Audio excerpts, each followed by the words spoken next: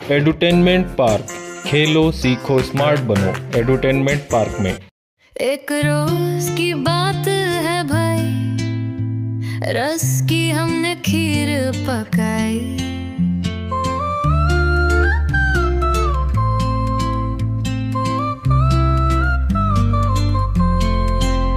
पहले रस गन्ने का निकला, उसको हांडी में फिर तला, हांडी फिर चूल्हे पे चढ़ाई, उसके नीचे आग जलाई।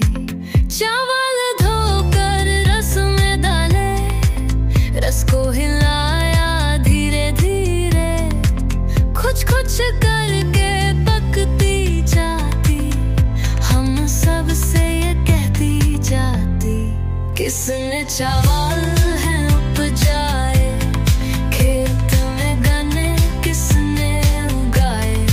पक कर जब यार हुई तो दी कुछ खीर पड़ोसा भी को।